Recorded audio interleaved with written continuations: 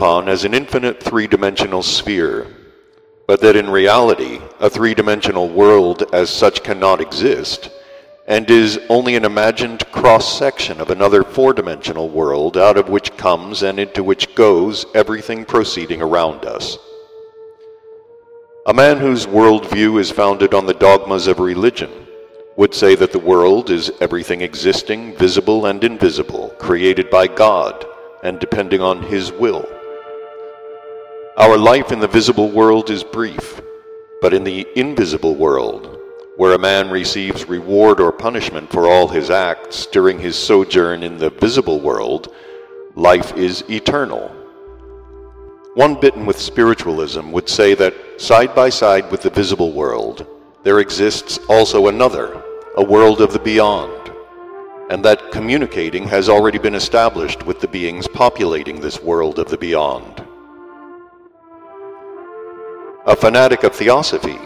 would go still further and say that 7 worlds exist, interpenetrating each other and composed of more and more rarefied matter, and so on. In short, not a single contemporary man would be able to offer a single definite notion, exact for all acceptances, of the real meaning of the word world. The whole psychic inner life of the average man is nothing but an automatized contact of 2 or 3 series of associations previously perceived by him, of impressions fixed under the action of some impulse then arising in him, in all the 3 heterogeneous localizations or brains contained in him. When the associations begin to act anew, that is to say, when the repetition of corresponding impressions appears, they begin to constate, under the influence of some inner or outer accidental shock, that in another localization, the homogeneous impressions evoked by them begin to be repeated. All the particularities of the world-view of the ordinary man and the characteristic features of his individuality ensue and depend on the sequence of the impulse proceeding in him at the moment of the perception of new impressions, and also on the automatism established for the arising of the process of the repetition of those impressions. And it is this that explains the incongruity, always observed, even by the average man during his passive state, in the several associations having nothing in common, which simultaneously flow within him. The said impressions in the common presence of a man are perceived owing to the 3, as it were, apparatuses in him, as there are apparatuses in general in the presences of all animals, acting as perceivers for all the 7 what are called planetary gravity center vibrations. The structure of these perceptive apparatuses is the same in all parts of the mechanism. They consist in adaptations recalling clean wax phonograph discs. On these discs, or as they might otherwise be called, reels, all the impressions received begin to be recorded from the first days after the appearance of a man in the world, and even before, during the period of his formation in his mother's womb. And the separate apparatuses constituting this general mechanism possess also a certain automatically acting adaptation,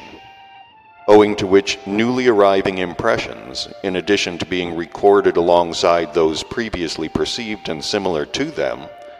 are also recorded alongside those impressions perceived simultaneously with these latter.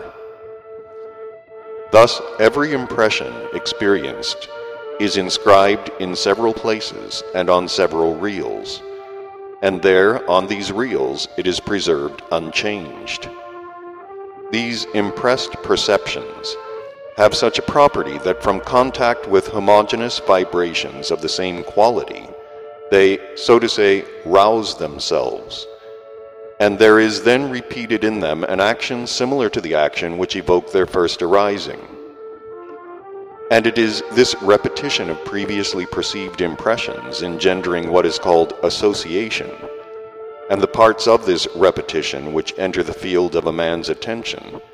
that together condition what is termed memory. The memory of an average man in comparison with the memory of a man harmoniously perfected is a very, very imperfect adaptation for his utilization during his responsible life of his previously perceived store of impressions. With the aid of memory, the average man from among impressions previously perceived can make use of and, so to say, keep track of only a very small part of his whole store of impressions, whereas the memory proper to the real man keeps track of all his impressions without exception, whenever they may have been perceived.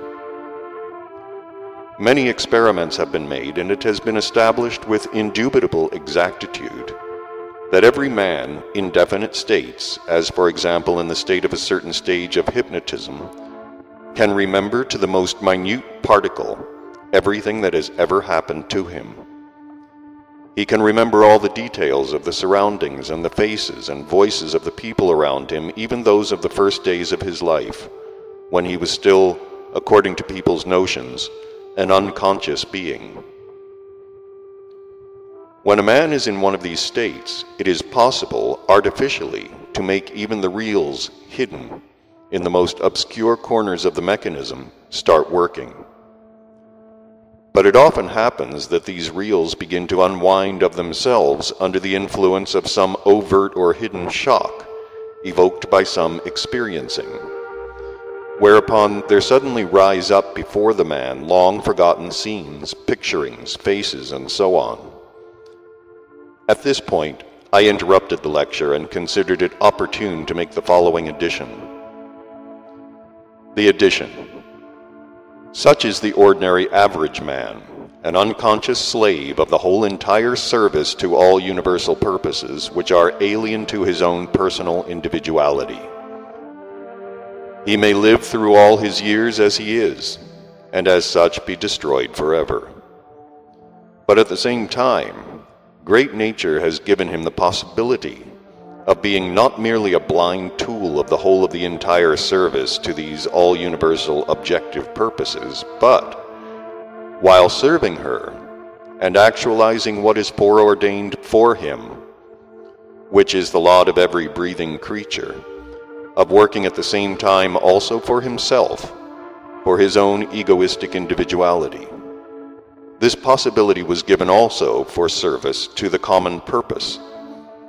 owing to the fact that for the equilibrium of these objective laws, such relatively liberated people are necessary.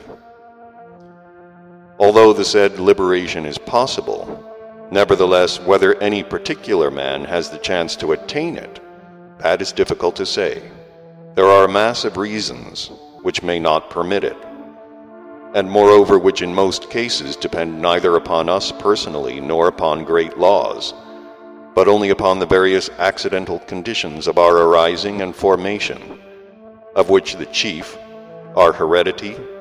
and the conditions under which the process of our preparatory age flows. It is just these uncontrollable conditions which may not permit this liberation. The chief difficulty in the way of liberation from whole